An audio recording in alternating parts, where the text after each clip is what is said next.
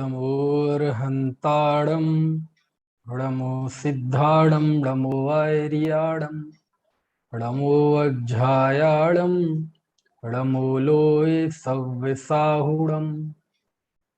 मंगलम भगवान वीरो मंगलम गौतमो गणि मंगलम कुंद कुंदाद्यो जैन धर्मोस्तु मंगलम सर्वमंगल मांगल्यम सर्वकल्याणकारकम प्रधानां सर्वधर्माणां जैनं जयतु शासनम वंदितु सौवसिद्धे ध्रुवममलमणोऽवं गदिं पत्ते वोच्छामि समय पाहुड मिणमो सुद केवली भणिदम्।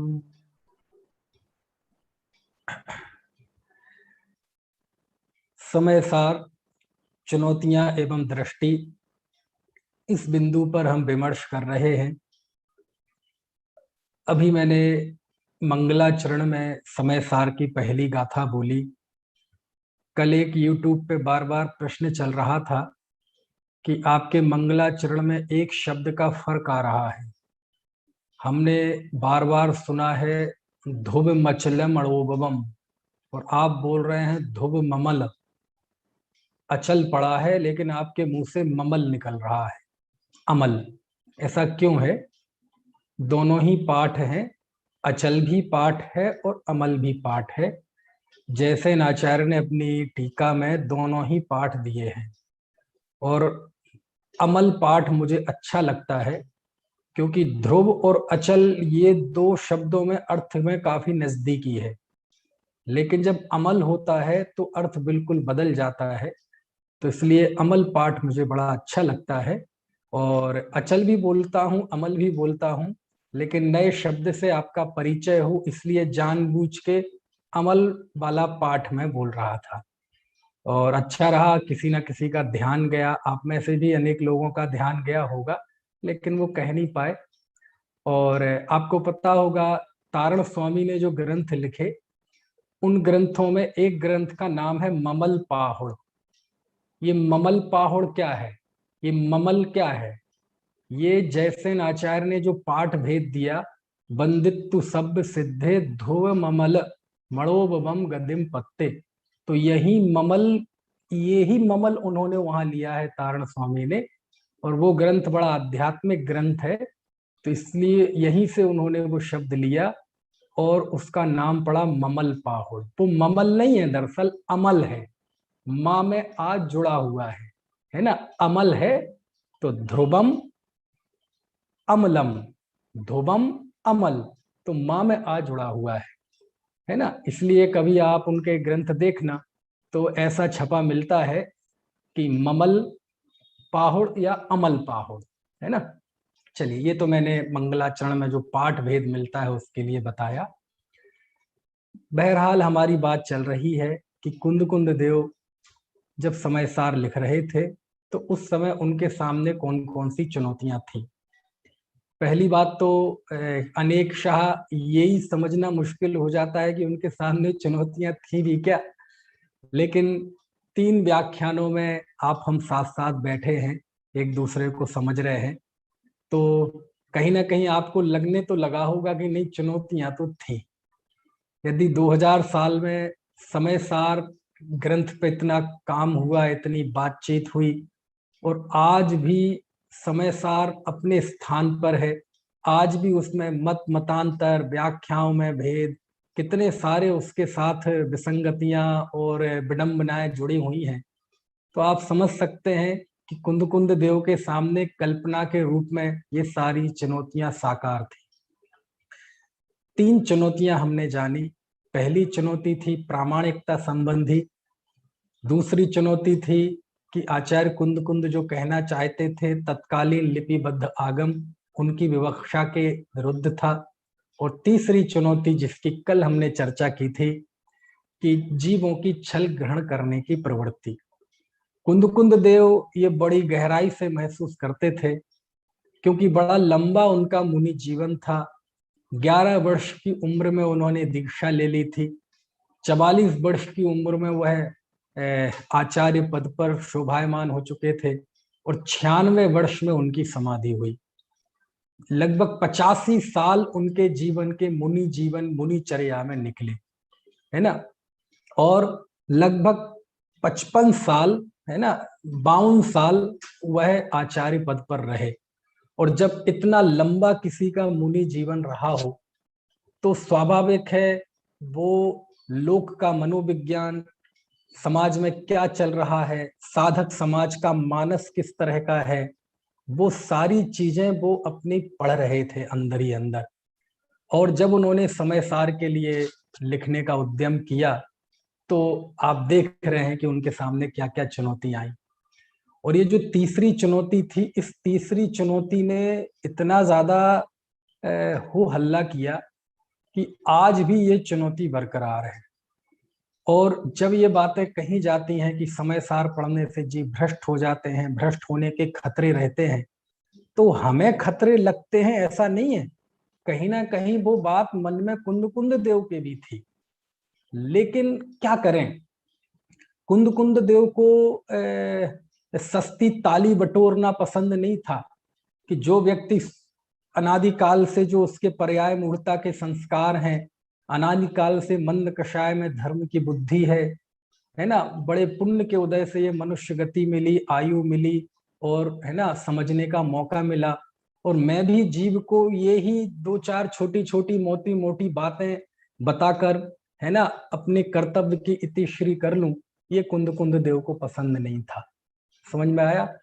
और ये रास्ता ऐसा है कि दुनिया में एक फंडा है, व्यापार का एक फंडा है कि जितनी बड़ी रिस्क होगी उतनी ही बड़ा प्रॉफिट होगा। जितना आप रिस्क उठाने का कलेजा रखते हैं, समझ लो आपको उतना ही बड़ा धन लाभ होने की संभावना है। एक एक दो दो रुपए बचाकर आज तक कोई करोड़पति अरबपति नहीं बना। कुंद कुंद देव ने वो रिस्क उठाई, कुंद कुंद देव ने वो जोखिम उठाया, क्योंकि वो जिस उद्देश्य को लेकर चले थे वह उद्देश्य बहुत महान था, है ना। और जहां तक उन्हें चूकने की गुंजाइश लगती थी, तो कुंद कुंद देव का ये बयान, ये उनका वाक्य, ये उनका संवाद, चुपके ज छलमणा घेतब्बम, ये ही अपने आप में उनकी चिंता व्यक्त कर रहा है। तो ऐसा कह के कि मैं तुम्हें एकत्व भक्त आत्मा निज वैभव से दिखाऊंगा, और यदि दिखा दूं तो तुम प्रमाण करना, और यदि कहीं चूक हो जाए तो छल ग्रहण मत करना। तो ये जो उनका संवाद है, ये संवाद ही ये बता रहा है कि आचार्य का इशारा समय सार के साथ जुड़े हुए जो खतरे हैं वो उन खतरों की तरफ इशारा कर रहे हैं, है ना। तो ये जो तीसरी चुनौती थी। और एक बात आप देखना, इसमें आचार्य ने प्रयोग किया है चुक्केज। यदि चुक्केज की जगह चुक्कामी प्रयोग कर देंगे तो कोई बहुत बड़ा फर्क नहीं पड़ेगा, है ना। चुक्कामी मतलब मैं चूक जाऊं यदि, समझ में आया। लेकिन प्राकृत में जो आधा जा पूरा जा ये प्रत्यय लगता है ना, तो इस प्रत्यय का ये कमाल है। समझना इस बात को जरा। गाथा कल देखी थी ना हमने, यदि दाएज प्रमाणम चुक्केज छलमणा घेतब्बम, कि चूक जाऊं तो छल ग्रहण मत करना। तो आधा जा पूरा जा, ये चुक्केज, ये जो प्रत्यय लगता है ये तीनों पुरुषों में लगता है और दोनों ही वचनों में लगता है। यदि चुक्केज का अर्थ मैं चूक जाऊं भी होता है फर्स्ट पर्सन, या हम चूक जाएं। चुक्केज का अर्थ तुम चूक जाओ या तुम सब चूक जाओ, और चुक्केज का अर्थ कोई अन्य चूक जाए या अन्य सब चूक जाए। First person, second person, third person, सबके लिए होता है। समझ में आ रही है बात। और यदि कहें चुक्कामी तो उसका अर्थ होता है मैं चूक जाऊं, लेकिन आचार्य ने शब्द का प्रयोग किया चुक्केज।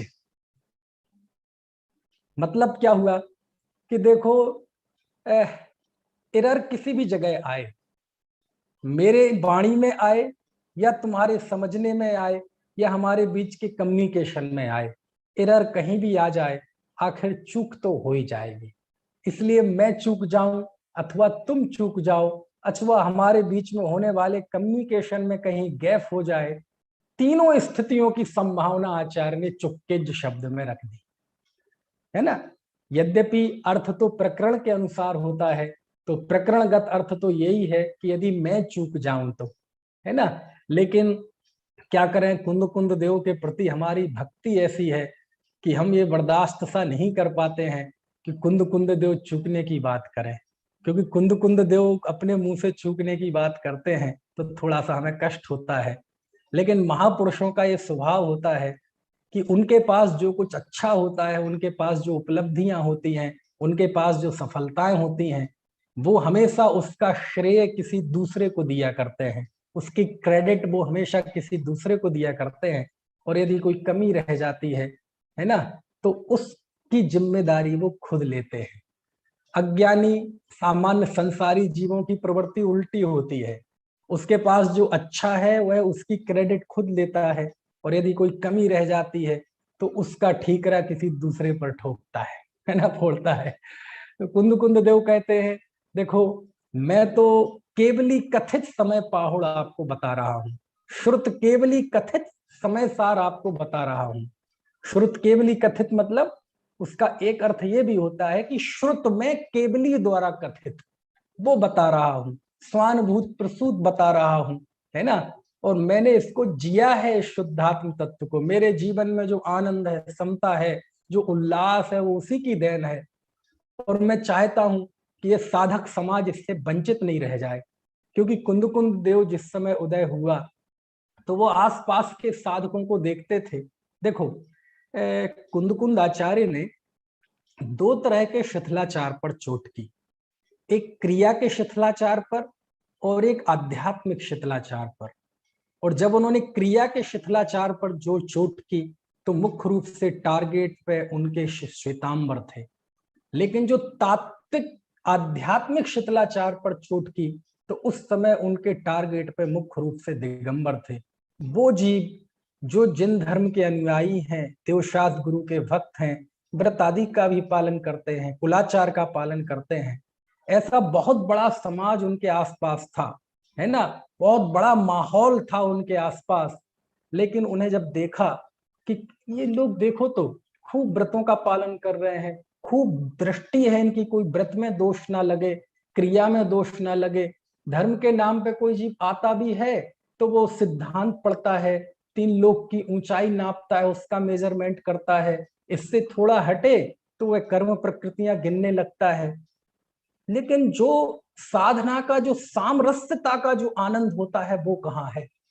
और जब वो उनके आसपास के साधकों के जीवन में वो जो उल्लास होता है, जो आत्मिक सुख से उत्पन्न जो उल्लास होता है, जब उसकी कमी कुंद कुंद देव ने देखी तब उन्हें लगा कि नहीं, मैं साधक समाज को मछली की तरह तड़पते हुए नहीं देख सकता, मैंने जो आनंद लूटा है वो मैं तुम्हें बताऊंगा। और ये कार्य यद्यपि कठिन है, इसमें चूकने की संभावनाएं बहुत हैं, लेकिन जो भी होगा कोई बात नहीं, आखिर हजारों पढ़ेंगे और एकाध भी यदि वहां तक पहुंच गया तो मेरा श्रम सार्थक हो जाएगा। ऐसी करुणा बुद्धि से उन्होंने लिखा। तो कहते रिस्क ली, क्यों ना ले रिस्क, है ना।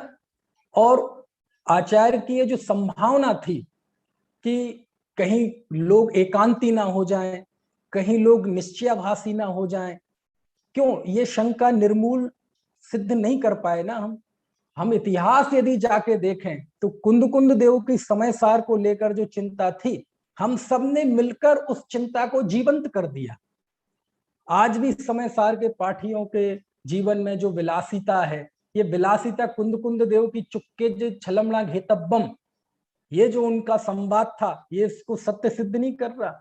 आज हमारे जीवन में जो शिथिलाचार पनप रहा है ना, कुलाचार से भी हम दूर होते जा रहे हैं, अभक्ष भक्षण घुसता जा रहा है ना, देव भक्ति पूजा आदि से दूर होते जा रहे हैं। हाँ, इससे दूर होते और अपने समीप जाते तब तो कोई बात नहीं थी, लेकिन अपने समीप गए नहीं, इन चीजों से दूर हो गए और निर्भय होकर पाप में जब लग जाते हैं तो हमें लगता है कि कुंद कुंद आचार्य की जो चिंता थी उसको हम सार्थक सिद्ध कर रहे हैं, क्योंकि हम भक्त हैं ना।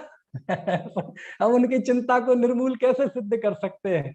तो हमारे विलासमय जीवन ने उनकी उस चिंता को, है ना, सही सिद्ध कर दिया। और इतिहास में जाके देखें आप, है ना, समय सार के साथ जितनी जितनी चूकने की वाली, मेरे पास बहुत सारे प्रमाण हैं और मैं वो सारी बातें भी खोलना नहीं चाहता, वो विद्वानों के बीच की बातें हैं, समझ में आया ना। तो ये जो कुंद देव की है ना चिंता थी कि मैं तो बहुत गरिष्ठ गरिष्ठ बातें, प्रतिक्रमण को विष्कुंभ कहते हैं, पुण्य को कुशील कहते हैं, सम्यक दृष्टि के भोगों को निर्जरा का कारण कहते हैं। कोई यदि ये मानता है कि मैं किसी को मारता हूं, मैं बचाता हूं, उसे वो मिथ्या दृष्टि कहते हैं। और जब ऐसी ऐसी बातें होती हैं तो सच में कहीं ना कहीं एक भोला भाला जी आंदोलित तो होता है। और ये आज की बात नहीं है, यदि आप आज से 200 साल लगभग पहले जाएं और पंडित जयचंद जी छावड़ा की भाषा वचनिका पढ़ें। कौन सी? पंडित जयचंद जी छावड़ा की भाषा वचनिका, बहुत मोटा ग्रंथ है, वो छपा है मंगलायतन से। तो समय सार ग्रंथ शुरू हो उसके पहले उन्होंने लगभग 25 पृष्ठों में इसकी पीठिका लिखी है समय सार की। वो हमारे यहाँ पढ़ी नहीं जाती, उसका प्रचलन कम है, क्योंकि वो आमतौर पे जो हमारे पुराने समय से समय सार छप रहा है उसमें वो है नहीं, क्योंकि वो रजिस्टर्ड तौर पे छावड़ा जी की वचनिका नहीं है। लेकिन यदि आप वो पढ़ेंगे तो आपको लगेगा कि 200 साल पहले भी इस अध्यात्म को लेकर, समय साल को लेकर कितनी भ्रांतियां थी और डर लगता था। आज भी लगता है कि नहीं समय सार मत पढ़ाओ, समय सार मत पढ़ाओ, क्योंकि इससे भ्रष्ट होने के खतरे हैं। समझ में आया ना। और आप कल्पना करो, अच्छा थोड़ा सा सरल चर्चा करते हैं कि जैसे जब कुंद देव का समय सार सामने आया तो तहलका तो मचा होगा ना, आखिर लोगों को उत्तेजना तो आई होगी ना। जब वो गुलिस्तान को पुद्गल की पर्याय कहेंगे तो लोगों की जमीन के नीचे, पैर के नीचे जमीन तो खिसकी होगी ना। जब पाप पुण्य दोनों को एक कहते होंगे तो त्योरियां तो चढ़ी होंगी ना। जब सम्यक दृष्टि के भोगों को निर्जरा का हेतु कहेंगे तो आखिरकार शरीर में झुरझुरी तो हुई होगी ना। जब प्रतिक्रमण को विश्व कुंभ कहते हैं तो कहीं ना कहीं आपस में काना फूसी तो हुई होगी ना। तो कितने ही जीव ऐसे होंगे वो है कि कहेंगे भैया ये क्या लिख रहे हैं आचार्य। और जब ऐसा हुआ तो मैंने एक दृश्य की कल्पना की कि जब समय सार सारी दुनिया में आया, जन जन में आया, और जब ये सारी चीजें पढ़ी गई तो लोगों को उत्तेजना हुई। क्योंकि जब भी कोई नई चीज, चौंकाने वाली चीज समाज के बीच में आती है तो दो तरह के लोग होते हैं। एक वो होते हैं कि जो सीखना चाहते हैं, वो इस उद्देश्य से कोई शास्त्र पढ़ते हैं, किसी वक्ता को सुनते हैं कि वो ये मानते हैं कि ये वक्ता, ये शास्त्र जो मैं मानता हूं उससे उल्टा कहेगा। क्यों? क्योंकि हम इसलिए पढ़ रहे हैं ताकि हम अपने अंदर के अज्ञान को दूर कर सकें, हम अपने जीवन को तराश सकें। यानी वो अपनी बधी बधाई धारणाओं को बल नहीं देता, वो अपनी धारणाओं को वक्ता से मिलाता है, शास्त्र से मिलाता है और अपनी कोई कमी हो तो दूर करता है। दूसरे कुछ इस तरह के लोग होते हैं कि वो अपनी धारणाओं से कभी बाहर नहीं निकल पाते। उन्होंने जो समझा, सीखा, अपनी कुल परंपरा से सीखा, अपने आसपास के माहौल से सीखा, वो इसमें इतने पक्के रहते हैं कि यदि कोई दूसरा उसके विरुद्ध कोई बात करता है तो वो एकदम हमलावर मुद्रा में आ जाता है। और ये दो वर्ग हमेशा से रहे हैं, पहले भी थे, आज भी हैं, भविष्य में भी रहेंगे। और जब ये समय सार लोगों के बीच में आया तो जिन लोगों ने उसको समझा, सीखा, दृष्टि सुधारी, उनके जीवन में तो आनंद आ गया, निहाल हो गए वो लोग। लेकिन जिन लोगों को वो समझ में नहीं आया तो वो हमलावर हो गए। और समझ लो जब समय सार आया तो एक दृश्य की कल्पना करो, काल्पनिक दृश्य, कि जब ये सोचा कि पुण्य पाप दोनों एक हैं, सब ये पढ़ के तो लोग बिगड़ जाएंगे, तो समाज के लोगों ने मीटिंग की, साधु संतों ने, त्यागियों ने, समाज के जो श्रेष्ठी वर्ग हैं, विद्वत वर्ग हैं, इन सब ने मिलकर एक मीटिंग की कि चलो हम आचार्य देव के पास जाते हैं, उनके चरणों में निवेदन करते हैं कि हे आचार्य देव, ऐसे आप ग्रंथ क्यों लिखते हैं जिससे बिगड़ने के खतरे हों, जिससे आमनाएं बिगड़ जाए, जिससे लोग पाप में चले जाएं, जिससे लोग स्वच्छंद हो जाएं, ऐसा क्यों करते हैं आचार्य? दया करो ना थोड़ी हम पे। समझ में आया ना। और ये बातें मैं नहीं, आप पंडित जयचंद जी छावड़ा ने लिखी हैं, पंडित टोडरमल जी ने लिखी हैं, आप थोड़ा उठा के पढ़ें तो। मोक्ष मार्ग प्रकाशक का 9वां अध्याय पढ़ें, द्रव्यानुयोग से दोष कल्पना निराकरण वाला प्रकरण पढ़ें, पंडित चैतन्य जी छावड़ा द्वारा रचित वो भाषा वचनिका की 25-30 पृष्ठों की भूमिका पढ़ें, आपको आनंद आ जाएगा और आपको लगेगा कि देखो इसमें कैसी समसामयिक परिस्थितियों का चित्रांकन में उन्होंने किया है। तो सब लोग बस भर भर के, सब लोग समाज के श्रेष्ठ विद्वान, सब लोग इकट्ठा हो के बोले कुंद कुंद देव के पास चलते हैं, हम आचार्य से निवेदन करेंगे, हम बात करेंगे, है ना। और मालूम ये विद्वानों का, श्रेष्ठियों का बात करने का मतलब क्या होता है, हम उन्हें समझाएंगे। समझ में आया ना, उन्हें समझना नहीं है, दरअसल उन्हें समझाना है। समझ में आया ना।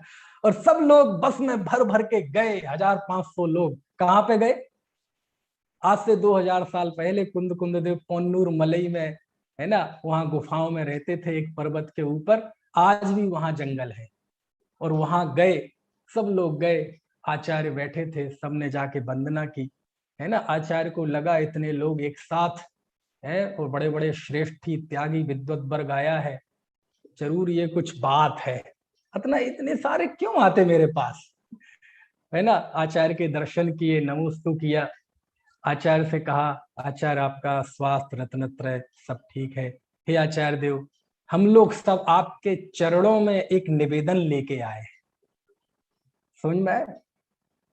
क्या निवेदन है? हे आचार्य देव, आपने ये जो समयसार लिखा है, क्या फायदा है? आप देखो हमारे यहाँ मंदिरों में भीड़ है, दर्शनार्थी हैं, दान देने वाले हैं, सब करने वाले हैं, पुण्य करने वाले हैं, माला फेरने वाले हैं, तीर्थ बनाने वाले हैं, आप इसमें लिख रहे हैं पुण्य पाप दोनों एक है। देखो बेटे, आत्महित तो इसी में है, आज मानो कल मानो अनंत काल बाद मानो, बात तो आपको यही माननी पड़ेगी। कितना ही पढ़ लो, कितना ही कर लो, जीवन के अंतिम समय में ही सही आपको आना तो समय सार में ही पड़ेगा, आखिर आपको पहुंचना तो वहीं पड़ेगा। अहमेको खलु शुद्धो दंसण राण मय्यो सदारूबी रवि अथ मज्ज किंचवी अन्नम परमाणु में तमती। मैं एक शुद्ध ज्ञान दर्शन मई अरूपी सत्ता हूं, अन्न परमाणु मात्र भी मेरा नहीं है। अरस मरूबम गंधम अब्बत्तम चेदना गुण मसद्दम जान अलिंग गहणम जीव मण दिठ संठाणम। ये ही मानना पड़ेगा, तुम कितना ही पुण्य कर लो, अंततः देवगति में चले जाओगे, लेकिन वहां जाके कोई बहुत बड़े झंडे नहीं गाड़ दोगे। यदि तत्व ज्ञान के बिना वहां भी चले गए तो अंततः निगोद में ही चले जाओगे। तुम कितनी ही ज्ञान की वृद्धि कर लो, वह ज्ञान यदि आत्म ज्ञान से रहित हुआ तो वो ज्ञान अंततः परंपरा में जाके अक्षर के अनंत में भाग बचेगा। भैया, आत्म ज्ञान के बिना ना धर्म की शुरुआत होती है, ना वृद्धि होती है, ना पूर्णता होती है। आचार्य महाराज सब बात समझ गए, किंतु लेकिन ये बातें तो देखो आप लोगों के लिए है, बड़े लोगों के लिए है, आम जनता के लिए क्यों लिखते हैं, इससे तो बहुत खतरे हैं। अब आचार्य कुंद कुंद तो देखो महान व्यक्तित्व, वो तो ज्यादा उलझते नहीं, वहां बगल में टोडरमल जी बैठे थे। कौन बैठे थे? बगल में टोडरमल जी बैठे थे। तो टोडरमल जी कहा, आचार्य श्री आपका सामायिक का समय हो रहा है, मैं इन्हें समझाता हूँ। टोडरमल जी कहते तुम हमारे साथ आओ जरा, तुम्हें आचार्य की करुणा वाली भाषा समझ में नहीं आएगी, तुम्हें मैं समझाता हूँ। ऐसा कुछ है नहीं, एक कल्पना है। हाँ बताओ क्या पूछ रहे थे? अजी पंडित जी, मैं ये पूछ रहा था कि आप आचार्य को समझाओ कि आप ऐसी ऐसी चीजें क्यों लिखते हैं, पुण्य में धर्म नहीं, पुण्य कुशील है, सम्यक दृष्टि के भोग से निर्जरा होती है, प्रतिक्रमण विश्वम्भ है, कोई किसी को मारता नहीं है, कोई किसी को बचाता नहीं है, आत्मा कर्मों का करता नहीं है, गुण स्थान पुद्गल की पर्याय है। देखो आचार्य के समक्ष तो नतमस्तक थे, लेकिन अब पंडित जी थोड़े हमारे गृहस्थ जैसे हैं ना, तो उनके सामने उनकी उत्तेजना। तो टोडरमल जी कहते हैं इन व्यक्तियों को ये ऐसे समझ में नहीं आएंगे, इन्हें थोड़ा ढंग से समझना पड़ेगा। तब जाके पंडित टोडरमल जी ने लिखा, बोले सुनो सुनो सुनो सुनो, तुम्हें बिगड़ने की ज्यादा चिंता है ना। अरे कितनी बड़ी बात पंडित टोडरमल जी ने लिखी, मैंने 2000 साल की आगम परंपरा को खंगाला। भाई साहब पीयूष जी, मैंने खंगाला आचार्यों की परंपरा को। टोडरमल जी ये हिम्मत जुटा पाए कि सुनो, मुक्ति का मूल मार्ग तो द्रव्यान योग में, अध्यात्म ग्रंथों में। यदि वो उपदेश नहीं होगा तो कितने जीवों का मुक्ति मार्ग बंद हो जाएगा। कितनी बड़ी बात लिखी है, बात लिखने के लिए कलेजा चाहिए। ऐसा कलेजा यदि इस युग में जुटा पाए तो गुरुदेव श्री जुटा पाए, उनके पहले यदि ये बात इतनी हिम्मत को जुटा पाए तो टोडरमल जी जुटा पाए। कितनी बड़ी बात कहते हैं कि मुक्ति का मूल मार्ग तो द्रव्यान योग में नहीं, द्रव्यान योग में ही है। यदि उसका उपदेश रुक जाएगा तो कितने जीवों का मोक्ष मार्ग रुक जाएगा। और रही बात भ्रष्ट होने की, इतनी बड़ी बात लिख दी टोडरमल जी ने, आप कल्पना नहीं कर सकते। वो लिखते हैं कि रही बात भ्रष्ट होने की, तो क्या होगा, ज्यादा से ज्यादा भ्रष्ट हो जाएगा एक आध जीव तो नरक, स्वर्ग छोड़ के नरक में चला जाएगा, सुगति छोड़ के कुगति में चला जाएगा, कोई बहुत बड़ा अनर्थ हो जाएगा क्या, ऐसा लिखते हैं टोडरमल जी। नहीं नहीं साहब, नहीं नहीं साहब, जिसमें इतना भी खतरा हो वो उपदेश करना क्यों। तब टोडरमल जी फिर डांट लगाते हैं, गाल पे थप्पड़ मारते हैं, ये तो तुम्हें समझ में नहीं आता। जैसे गधर्व मिश्री खाए मरे तो मनुष्य तो मिश्री खाना ना छोड़े, तैसे विपरीत बुद्धि अध्यात्म ग्रंथ सुनी स्वच्छंद होए तो विवेकी तो अध्यात्म ग्रंथनी का अभ्यास ना छोड़े। ये इस युग के लिए इससे बड़ी बात नहीं हो सकती। टोडरमल जी कहते गधा मिश्री खाने से मर जाए तो मनुष्य मिश्री खाना छोड़ देगा। ऐसे ही यदि कोई एकाध जीव यदि अध्यात्म पढ़कर भ्रष्ट हो जाए तो मोक्ष मार्ग का कथन बंद हो जाए, कितने जीवों का मोक्ष मार्ग रुक जाएगा तुम्हें खबर है। नितिन अच्छे एक बात बताओ, गधा मिश्री खाने से मरता भी है कि नहीं? इस उदाहरण पे बड़ी चर्चाएं होती है। देखो आपको पता है, आयुर्वेद के लोगों ने मुझे बताया, यदि कोई ऊंच नीच हो तो उनसे पूछ लेना, मैं आयुर्वेदाचार्य नहीं हूं, ये हकीकत में होता है ऐसा।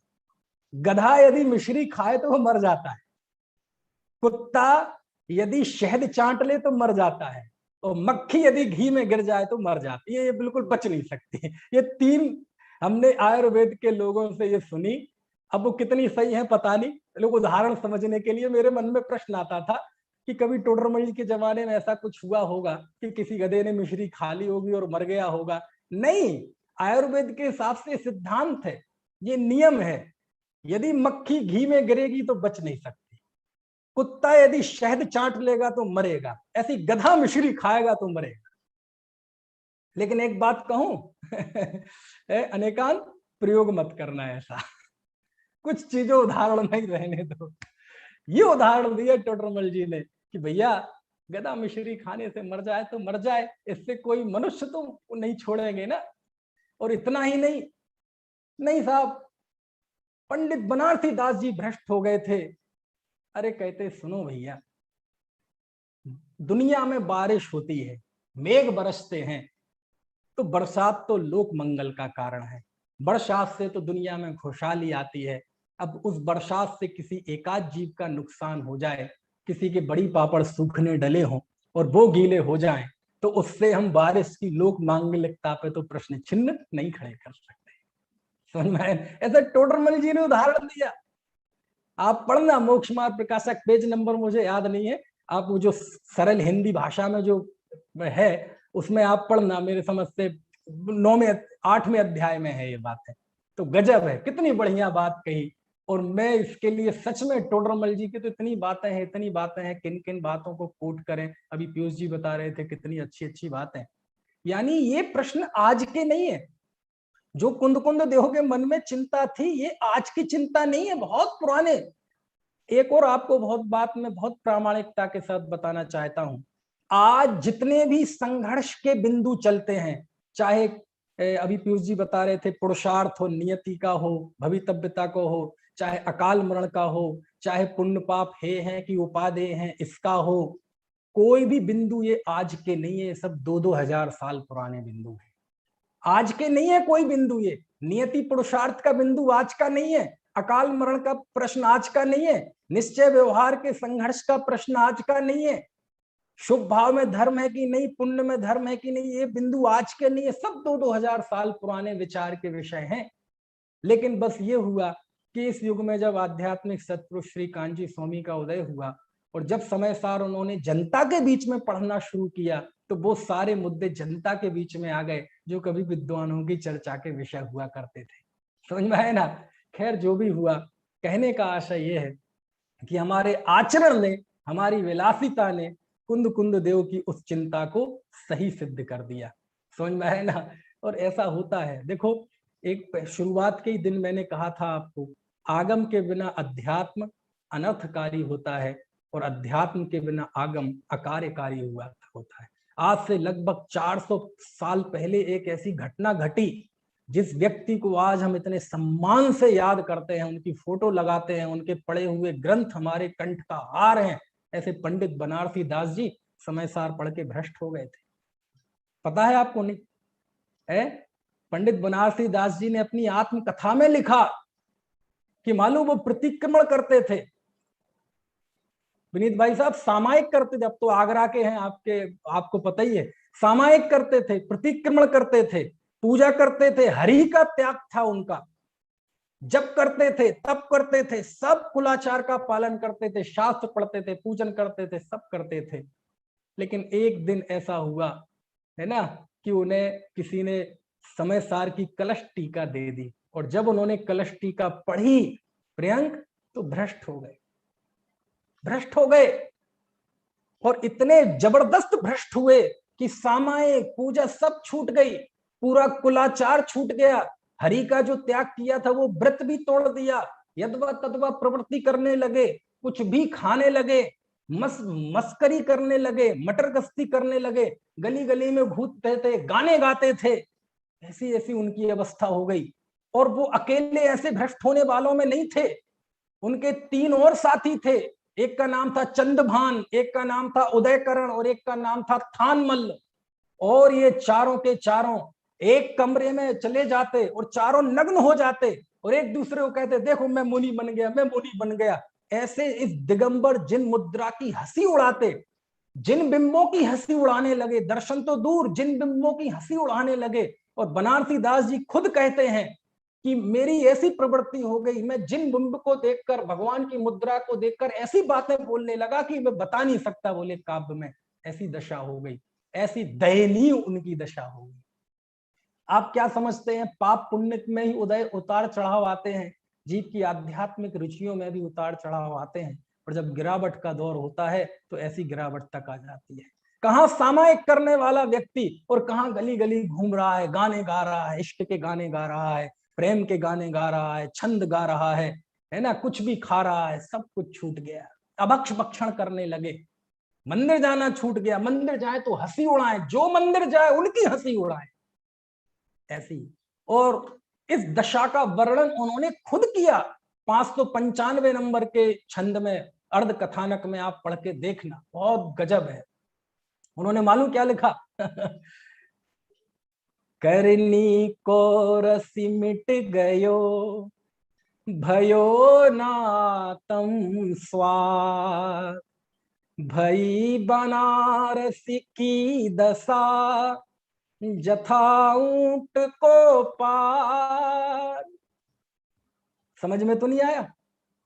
देखो क्या लिखते हैं, करनी को रसी मिट गयो, अरे रे, करनी का रस मिट गया, अब सामायिक प्रतिक्रमण में मन नहीं लगता, पूजा भक्ति में मन नहीं लगता, स्वाध्याय में मन नहीं लगता। करनी को रसी मिट गयो, भयो न आत्म स्वाद, और आत्मा का स्वाद हुआ नहीं। क्यों? शास्त्र में यदि किसी भी ज्ञान और क्रिया के प्रति यदि तुच्छता का भाव बताया जाता है, प्रकट किया जाता है, वो आत्म स्वभाव की वेदी पर प्रकट किया जाता है। पुण्य पाप अधिकार की गाथाएं देखना, 148 149, आचार्य लिखते हैं कि जैसे कोई व्यक्ति किसी को बुरा जानकर उसके साथ राग करना और संसर्ग करना छोड़ देता है, ऐसे ही पुण्य पाप को दोनों को बुरा जानकर छोड़ देते हैं। कौन? तो उसके लिए आचार्य ने एक शब्द लिखा, गजब है वो समय सार का शब्द पुण्य पाप अधिकार का, उसमें लिखा सहावरदा। सहावरदा मतलब स्वभाव में रत जीव पुण्य पाप को छोड़ते हैं। किसको छोड़ते हैं? जो जीव स्वभाव में रत, दुकान पे बैठा हुआ जीव नहीं, छल करता हुआ जीव नहीं, विषय को भोगता हुआ जीव नहीं। कुंद कुंद देव कहते हैं स्वभाव में रत जीव पुण्य पाप को कुछ जानकर छोड़ते हैं। वो लिख रहे, करनी का रस चला गया और आत्मा का स्वाद हुआ नहीं। मरे ना, यहां से हो गए और वहां से भी गए। करनी को रसी मिट गयो, भयो नातम स्वाद। भई बनारसी की दशा, बनारसी दास की दशा ऐसी हो गई, जथा ऊंट को पात, जैसे ऊंट का पैर होता है ना, ऊंट पटांग जिसे बोलते हैं, बस जीवन ऊंट पटांग हो गया, कोई उसमें कुछ नहीं रहा। और मालूम उस समय के जीव उन्हें क्या बोलते थे, ये जब बनारसी दास जी की ऐसी दशा हो गई, अरे बोले ये तो एक शब्द आता, खोसना मती हो गया, ऐसा शब्द आता उन्होंने अपने उसमें दिया कि ये तो खोसना मती हो गया। खोसना मती मतलब इसकी जीवन का कोई ठोर ठिकाना नहीं रहा, इसमें कोई विवेक नहीं रहा। समझ में आया ना, आज अपन आजकल की भाषा में कहें तो ये तो बिगड़ गया, आदमी गया हाथ से, खोसना मती हो गया। करनी को रसी मिट गयो, भयो ना आत्म स्वाद। जो लोग मध्य प्रदेश से हैं, आपने देखा होगा मध्य प्रदेश के बीचों बीच सागर है, सागर है ना, हमारे अलवर से। हाँ हाँ, हमारी अर्चना चाची बैठी है सागर की। तो सागर से जब आप दमोह जाएंगे, दमोह एक जिला है, सागर एक जिला है, ठीक है, दमोह जिला है चाचा का है फुटेरा। तो सागर से दमोह के बीच में एक गांव पड़ता है रौन। कौन सा गांव है प्रियंक, आप जल्दी समझ जाओगे, रौन। तो सड़क के बीच में एक तरफ है रौन गांव और एक तरफ है कुमरई। आप में से है कोई जिनके मैंने नाम लिए उनके अलावा कोई सागर दमोह का नहीं है? चलो होंगे भी। तो एक हमारे यहाँ वहां लोकल में एक कहावत चलती है, रौन कुमरई की कुतिया। जैसे एक वो चलता है ना कि धोबी का गधा ना घर का ना घाट का, उस भाव के लिए वहां एक कहावत चलती है, रौन कुमरई की कुतिया। अब ये रौन कुमरई की कुतिया मतलब क्या, दोनों आजू बाजू गांव है। तो एक शादी थी रौन में और एक शादी थी कुमरई में, ठीक है। तो जब शादियां होती हैं तो कुत्तों को भी मजा आता है, उन्हें भी पत्तलें चाटने का सौभाग्य प्राप्त होता है ना। तो दोनों जगह शादी थी, तो बोले चलो आज तो मजा आ जाएगा, दो दो जगह दावत है। तो वो पहले गई रौन में, एक कुतिया थी रौन में गई, तो वहां दावत चल रही थी। तो बोले यार अभी तो भूख है नहीं, भूख नहीं है, अभी भूख नहीं है, तो अभी बिना भूखे क्यों खाए, ये तो मनुष्य है जो बिना भूख के भी पेले जाता है, मनुष्य है जो समझ लो ये तो लेटर बॉक्स है कि 2400 घंटे में से कभी भी उसमें चिट्ठी डाल दो, पत्थर भी डाल दो, वो मना नहीं करता। पशुओं में होता है भूख नहीं होती तो वो नहीं खाते। तो उन्हें लगा भूख नहीं है, तो चलो बोले ऐसा करते हैं, कुमरई जाते हैं, कुमरई में जाते जाते थोड़े थक भी जाएंगे, भूख लगाएगी, तो वहां दावत उड़ा के आते हैं पहले, फिर वहां से आएंगे तो फिर यहाँ उड़ाएंगे। तो वो चली गई कुमरई, ठीक है। अब कुमरई जब गई तो वहां देखा कि वहां तो लेट हो गए, वहां की दावत भी हो चुकी थी, और उसके बाद जो पत्तलें फेंकी थी उन पत्तलों को भी उसके जो भाई बंधु थे वो सब चाट चुके थे। तो यहां से तो गए, बोले चलो चलो कोई बात नहीं, कोई बात नहीं, वहां छोड़ के आए ना, तो वापस रोन आए। और जब रोन में आए तब तक वहां दावत खत्म हो चुकी थी, वहां की पत्तलें भी उसके भाई बहन चाट चुके थे, दोनों ही जगह से गई। तो हमारे वहां लोकल में कहावत चलती है कि रौन कुमरई की कुतिया, यहां से भी गए यहां से भी गए। करनी को रसी मिट गयो, भयो न आत्म स्वाद। ऐसी दशा होती है, ऐसी दशा होती है। करनी का रस चला गया, और करनी का रस कब जाता है, जब आत्मा का स्वाद चख, वो हुआ नहीं। कितनी, ये बनारसी दास खुद लिख रहे हैं अपनी ये दशा। बनारसी दास अकेले ऐसे आत्मकथाकार हुए हैं जिन्होंने अपने अज्ञान को कुरेद कुरेद के सबके सामने रखा, स्वयं पर हंसे हैं वो। और जो स्वयं पर हंस सकता है वो बहुत बड़ा आदमी होता है, उतार चढ़ाव अलग बात है, वो हंसे हैं। करनी को रसी मिट गयो, भयो नातम स्वाद। भई बनारसी की दशा, जथा ऊंट को पात। ऊंट के पैर की जैसे जैसी दशा हो गई, जैसे ऊंट का पैर कहीं चलता है कहीं चलता है, ऐसी जिंदगी बेकार हो गई। और आश्चर्य की बात यह है प्रशांत, फिर मालूम वो कैसे सुधरे, और 12 वर्ष तक उनकी ये दयनीय अवस्था रही। 12 वर्ष उन्होंने इस त्रासदी को झेला। त्रासदी तो हम कह रहे हैं, वो तो अपने आप में मस्त थे, क्योंकि अज्ञान की भी अपनी एक मस्ती होती है? भ्रम की भी अपनी एक मस्ती होती है। दो ही जीव निश्चंक हैं, परम निश्चंक, या तो बिल्कुल परमावगाढ़ सम्यक्त वाले भगवान, या फिर ये मिथ्या दृष्टि जीव, जिनके चेहरे पे शिकन नहीं आता। कि समझ में है ना? गजब है भैया, गजब है, गजब है। ऐसी मस्ती, 12 वर्ष तक ऐसी मस्ती में रहे। लेकिन जब वो अर्ध कथानक लिख रहे थे, तब तक वो विवेक जागृत हो गया था। तब वो अपने उस 12 वर्षों में भूतकाल में झेली हुई त्रासदी को वो इन शब्दों में बताते हैं। करनी का रस चला गया, आत्मा का स्वाद मिला नहीं, कुलाचार छूट गया, पतन हो गया, ऐसी स्थिति लिखी। जिन बिंब को देखकर उसे बुरा भला कहने लगे, बोलो। और फिर मालूम कैसे सुधरी स्थिति। एक बार आगरे में एक पंडित रूपचंद जी आए थे, 2 साल वहां रहे, और वहां देखा कि वो गोमट सार पढ़ा रहे थे, जीव कांड, गुणस्थानों का वर्णन चल रहा था। पंडित जी गए, बनारसी दास जी, और वहां बैठ गए, क्योंकि विद्वान तो थे ही ना। यदि अंगारे के ऊपर राख जम जाए, इसका मतलब ये थोड़ी है कि अंदर में आग नहीं है, कुछ देर के लिए आ सकती है ऐसी जड़ता। और जब उन्होंने वो उनके विवेचन में वो गुण स्थान पढ़े, किस गुण स्थान में कैसी क्रिया होती है, कैसे व्रत होते हैं, कैसे त्याग होता है, कैसी अनासक्ति होती है, और जब उन्होंने निश्चय और व्यवहार का, और क्रिया और ज्ञान का, जब निश्चय और व्यवहार दोनों की संधि उनने समझी, ओहो, मुझे तो इन बातों की खबर ही नहीं थी। और तब जाके उन्होंने लिखा, तब मेरे अंदर हृदय में संकित आया, संकित की टेक, ऐसा लिखा। दोनों हम समझते हैं कि सिद्धांत पढ़ के क्या होगा, लेकिन देखो क्या करें। टोडरमल जी कहते हैं, किसको कौन सा उपदेश देना चाहिए, निश्चय का कि व्यवहार का? बोले देखो, वैद्य के पास तो बहुत सारी दवाइयां होती हैं, महत्वपूर्ण यह है कि तुम्हें रोग कौन सा है। समझ में आया ना? उन्हें रोग निश्चयाभास का था, उन्हें रोग निश्चय एकांत का था। और जब उनको वो गोमट सार उन्होंने पढ़ा, तब उनकी बुद्धि सुधरी, और फिर उनको कहा, मेरे हृदय में शुद्ध सम्यक्त की टेक, यानी सम्यक्त की प्राप्ति हुई। तब जाके फिर उनका जीवन समरा, और आज हम उन्हें इतने बहुमान से याद करते हैं, है ना? कहने का आशा ये है कि ये सब हैं, ये सब हैं चीजें। और इतिहास में जो कुंद कुंद देव कर रहे थे, उनकी चिंताएं थी, वो सब सार्थक सिद्ध हुई, आज भी हो रही हैं। लेकिन उन वो पीछे नहीं हटे। क्यों नहीं हटे?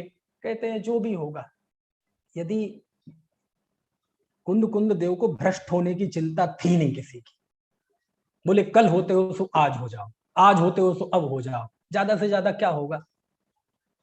नरक में जाओगे, चले जाना। अरे तत्व ज्ञान सहित नरक में भी जाओगे तो वहां भी आनंद में रहोगे। और अज्ञान सहित, अरे कितनी कितनी दर्दनाक पंक्ति लिखी है उन्होंने, पंडित दौलत राम जी ने, गजब। जो विमान वासी हूं था, सम्यक दर्शन बिन दुख पाए। अरे ये दरअसल क्या है, ये शब्द पढ़ पढ़ के, सुन सुन के हम इतने कठोर हो गए हैं कि कभी इन पंक्तियों के अंदर गहरी हुई, मतलब छाई हुई बहुत गहरी करुणा को महसूस नहीं करते। कितना बड़ा दर्शन दिया है इसने। विमानवासी भी हो जाओगे, वहां से चल के क्या स्थावर हो जाओगे, खाली के खाली। ये बात कुंद कुंद देव को पता नहीं थी? पता थी, हमें तेरे स्वच्छंद होने की कोई चिंता नहीं है। लेकिन एक चिंता उनको हमेशा बनी रही, एकांत की चिंता, कि कोई एकांत खड़ा ना हो जाए। तो उसके लिए उन्होंने उपाय क्या किया? बस उन्होंने उपाय किया कि कौन कौन से एकांत खड़े हो सकते हैं, उन सारे एकांतों की संभावनाओं को खत्म किया। कोई ये कह सकता है कि साहब इसमें तो निश्चय का एकांत है, इसमें तो व्यवहार का निषेध किया गया है। हाँ, समय सार में व्यवहार का निषेध किया है, कोई संदेह नहीं। तू छे निश्चय ग्रंथ भंग सगला, व्यवहार ना भेदबा, एक्सेप्टेड। इसमें निश्चय का बहुमान है, एक्सेप्टेड। लेकिन इसमें निश्चय एकांत का वर्णन नहीं है। क्यों? क्योंकि लोग कहते हैं इसमें व्यवहार का निषेध है। हाँ है, लेकिन मैं ये पूरे दावे से कहता हूं कि व्यवहार को यदि सबसे ज्यादा इस युग में सम्मान दिया है तो वो कुंद कुंद देव ने दिया है और इसी समय सार में दिया है। व्यवहार की उपयोगिता किसने बताई कि मिलेक्ष को मिलेक्ष की भाषा के बिना नहीं समझाया जा सकता, कुंद कुंद देव ने बताई और इसी समय सार में बताई। अपरम भाव में स्थित जीव के लिए व्यवहार ने प्रयोजनवान है, जिसके लिए अमृत चंद आचार्य लिखते हैं, अरे रे हाथ हस्ताम लगबत है। ये बात किसने बताई? कुंद कुंद देव ने बताई, इसी समय सार में बताई। तो देखो कुंद कुंद देव ने एकांत के लिए रास्ता नहीं छोड़ा, उन्होंने खुद प्रयत्न किया कि कोई एकांत खड़ा ना हो जाए। क्यों? अरे उन्हें तो दिख रही थी सारी चीजें कल्पना में कि मेरे एक एक बयान का, एक एक गाथा का, एक एक बोले लिखे हुए शब्द के क्या प्रभाव होंगे। उन्होंने खुद रास्ता नहीं छोड़ा। बोलो व्यवहार की इससे बढ़िया कोई उपयोगिता बता सकता है? व्यवहार को प्रतिपादक के तौर पे स्थापित किया, उसे साधना की भूमि पे स्थापित किया। अरे इससे ज्यादा व्यवहार का सम्मान और क्या चाहिए? और ये पढ़ के भी यदि कोई जीव निश्चयाभासी हो जाए तो फिर कुंद कुंदेव तो कुछ नहीं कह रहे, टोडरमल जी को बीच में लाना पड़ेगा और वो कहते हैं उसके अभागेपन की महिमा हमसे नहीं कही जाती। कही नहीं जाती, कही दी और अब और क्या कहें, वो तो भाषा है, कही नहीं जाती। समझ में आया ना? दूसरा उपक्रम, कौन कौन से एकांत हो सकते हैं? समय सार पढ़कर किसी को यदि आत्मा सर्वथा अकर्ता दिख जाए, क्योंकि वो लिखते हैं कर्ता कर्म अधिकार सर्व शुद्ध ज्ञान अधिकार में जीव को अकर्ता बताते हैं और पूरी ताकत से बताते हैं, लेकिन उन्हें पता है चुक्के ज छलमना घेतब्बम, ये पंचम काल का छलिया आदमी सब पीएचडी है अर्थ का अनर्थ ग्रहण करने में। यही कारण था कि आप जाओ सर्व शुद्ध ज्ञान अधिकार 340 गाथा के आसपास देखना, आप कई गाथाओं का समूह है, उसमें मालूम क्या आचार्य लिखते हैं, यदि कोई श्रमण, अजैन नहीं जैन, जैन भी श्रमण साधु, जैन साधुओं को कहते हैं श्रवण, यदि कोई श्रवण सांख्य मत के अनुसार आत्मा को सर्वथा अकर्ता मान ले तो जिन मत के बाहर है। बोलो, उन्होंने छोड़ा एकांत के लिए स्थान। कुंद कुंद देव ने अपनी ओर से प्रयत्न किया है कि किसी भी तरह का कोई छल ग्रहण ना करे। यदि उन्होंने अकर्ता सिद्ध करने के लिए ताकत लगाई तो सर्वशुद्ध ज्ञान में बाकायदा चेताया भी, कान भी मरोड़े कि इस बात को पढ़कर यदि तुम सर्वथा अकर्ता मान लोगे तो तुम सांख्य हो जाओगे, तुम में और सांख्य में कोई फर्क नहीं रहेगा। और कमाल की बात तो यह है कि सांख्य मत का और ऐसी बातें श्रवण करते हैं, इस दोनों बातों का उल्लेख कुंद कुंद देव ने अपनी मूल गाथा में लिया, चाहो तो आप देख लो। तो देखो कुंद कुंद देव खुद ध्यान रख रहे हैं इस बात का कि कहीं कोई एकांत के लिए स्थान न रह जाए। जब पुण्य पाप दोनों को एक बताते हैं तो वो बताते हैं कि मैं स्वभाव की बेदी पर बता रहा हूं कि आत्म स्वभाव में स्थित जीव के लिए पुण्य पाप दोनों एक हैं। पाप में स्थित अथवा पुण्य में स्थित जीव के लिए पुण्य पाप दोनों एक नहीं है। वो खुद कहां छोड़ रहे हैं रास्ता एकांत खड़ा होने का, वो खुद इस बात की पूरी चिंता कर रहे हैं कि चुक्के जो छलमना घेतब्बम वाली स्थिति ना बने। जब वो सम्यक दृष्टि के भोगों की प्रशंसा करते हैं तो वो ठोक ठोक के बताते हैं कि हम किसकी प्रशंसा कर रहे हैं। आप निकालो 198वीं गाथा, वो लिख रहे हैं उदय विभागो विभिहो, और इस समय हो गया, मैं तो देख ही नहीं पाया, 10 बज गए है ना, लेट ही शुरू हुआ था, लेकिन जो भी है अब अभी बात पूरी करते हैं, है ना। अभी चौथी चुनौती आने में थोड़ा सा वक्त लगेगा क्योंकि तीसरी चुनौती थोड़ी सेंसिटिव है ना, जिसके विषय में पंडित जयचंद जी छावड़ा ने 20-25 पृष्ठ लिखे, है ना, टोडरमल जी ने भी लिखे, और आज भी ये चुनौती बहुत समसामयिक है। इसकी चर्चा सारे भारतवर्ष में होती है, सभाओं में होती है, तो कहीं ना कहीं इन सारी वर्जनाओं से हम बाहर निकलें, इसलिए चुनौती की बात की। अभी का समय हो गया है, किसी को कोई प्रश्न तो ना ही पूछिए, 10 बज गए हैं, बाकी की बात हम कल करेंगे। किसी को प्रश्न हो तो आप मुझे व्यक्तिगत नंबर पर भेज दीजिएगा, तो उसको फिर मैं कल ले लूंगा।